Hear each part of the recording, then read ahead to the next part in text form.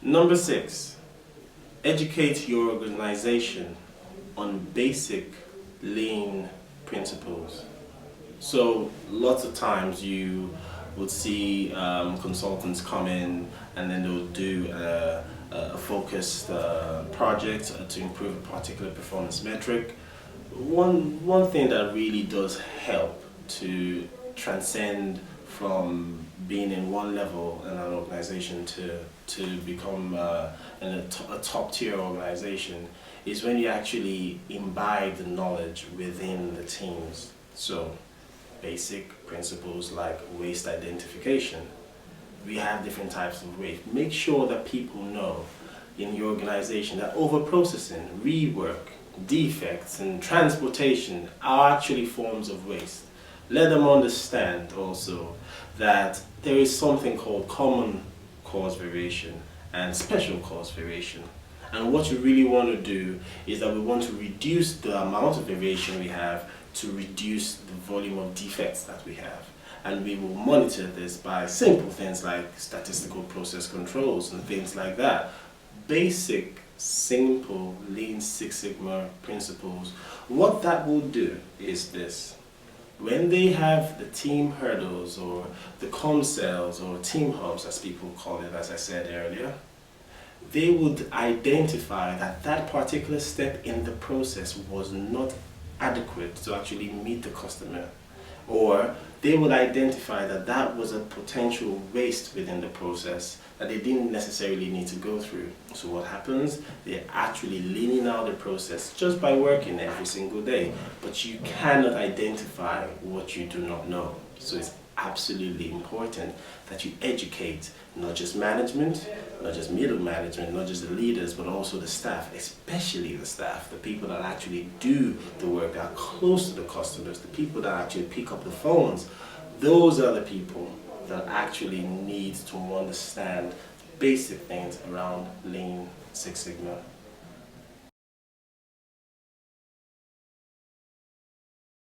Number 7, leaders invert the triangle. And what do I mean by that? Typically in organizations you would have a director, and then you have a manager, and then you have a middle manager, and then you have a team leader, and then you have a staff. But what tends to happen is that the director says something and it just continues to go all the way down. So it's a much more of a command and control organization. But truly, if you want to imbibe a culture that lends itself to continuous improvement, one that will really move you from one stage in performance to become a top quartile in your industry, what you really want to be able to do is to invert that triangle. Let me ask you a question. Compare the leaders to the guys that actually do the work. Who talks to customers every day? Who are the people that really truly know where the customers are hurting the most? It's actually those that are right there in the detail. So if you have a change management framework whereby you can harness that information and actually aggregate that to get to understand what your key blockers are, and you could actually be able to analyze that in things like Pareto graphs and analysis, you can be able to then transcend that information and be informed as a leader through the intelligence that the people that actually deliver work for you gather for you. You will keep your finger far much closer to the pulse of your customer than you ever would. Just because you have inverted the triangle, you are listening to the people that are actually doing the work, because they are the ones that truly hold the key to the sentiment of customers on a daily basis.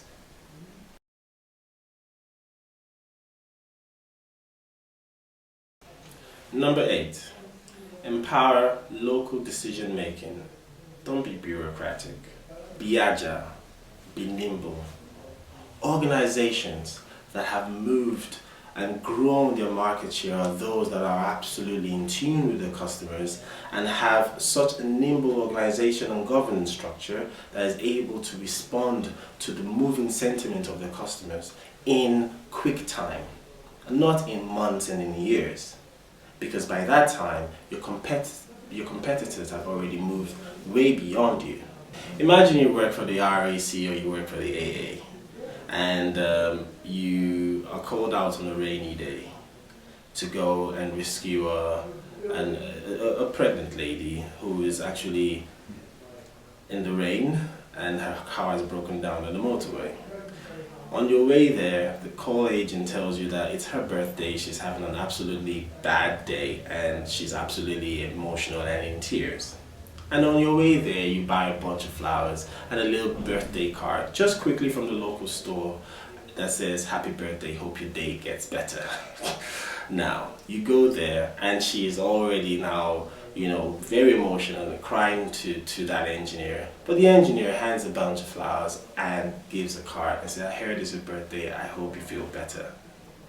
That experience is something that's an absolute delighter, something I talked about in the previous step earlier.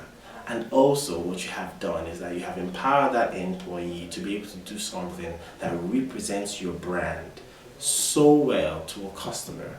And he doesn't have to worry about the huge bureaucracy that will then surround him claiming that expense back when he gets back to the office. And what have you just done? You have empowered your employee to be able to deliver a good service for your customer. It's a very simple example. However, you can actually apply that in different organizations. So be nimble, be agile, be quick, empower your employees.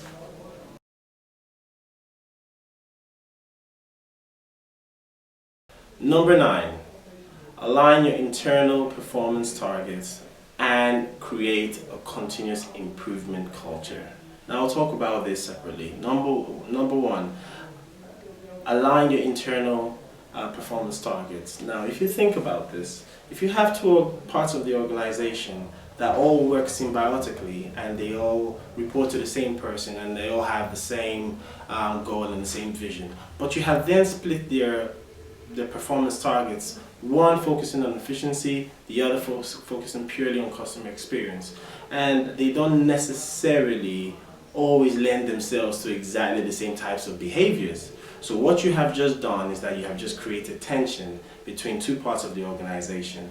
The one that wants to focus on customer experience probably just wants to get more resources in to deal with the demand and absolutely hold the customer's hand and love the customer throughout the journey. The other part of the organization who wants to cut cost. So what they do is they try to get as more efficient and they try to lean the organization out as much as possible. Now, these two do not always tend to work together.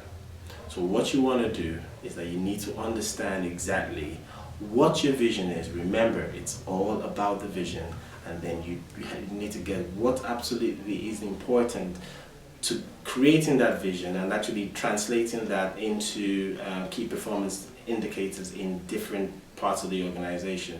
Make sure that they're all balanced, make sure that they're all in alignment, let them all work together. The second part is creating a continuous improvement framework. Now, if you think about it, how many people come in to do a bad job? How many times have you ever been in the company and then you wake up and you say, "You know what, I'm going to do a crappy job today"? That hardly ever happens. When things don't go well, and many times they don't, it's not necessarily because the person doesn't want to do a good job, but you probably haven't given the person the right systems or built in the right quality into the process or the right training, something else. It's not always necessarily the individuals. So remember, as I mentioned earlier, you should always invert the triangle, get people to actually tell the management and the leaders what's actually going on. Keep your finger on the pulse of the customer at all times, okay?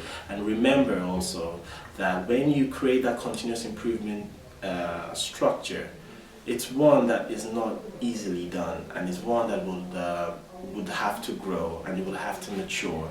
You need to have change agents in different parts of the organization that will keep the fire burning, and the leaders need to live and breathe it every day. Always reiterate how important it is for the common employee to identify things that can actually improve performance. And remember, incentivize these things, because that would really encourage people to actually come out and give you great golden tips. Remember, your employees are also part of your customers sometimes, so they know exactly what they want as a service or as a product. So listen to that, create that framework, and you will definitely drive that continuous improvement culture within your organization.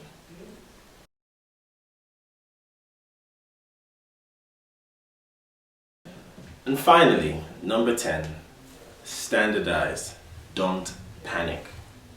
Now, what do I mean by this? Remember, variation causes defects. Defects stops you from achieving your goals for your customer. Not achieving that reduces your revenue. Not receiving your revenue reduces the ability for your company to actually pay you. So at the end of the day, the long story short is that you want to standardize the best known way to do a series of activities.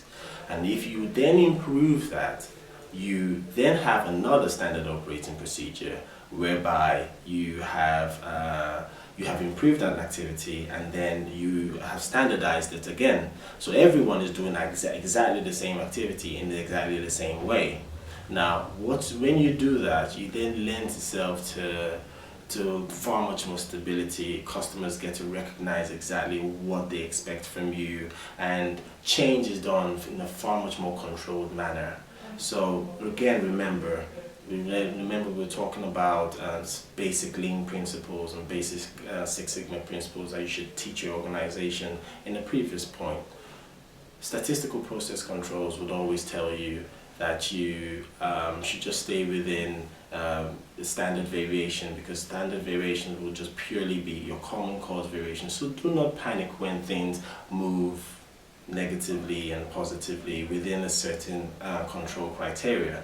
That's just the process exhibiting its normal variation. However, if you're smart enough to identify the special cause variation outside your control limits, then you will understand that something specifically has happened there. And remember, because you have inverted your triangle, you will then be far much more in touch with your customer through the continuous improvement framework that you have imbibed through your employees that talk to them every day and work with them every day.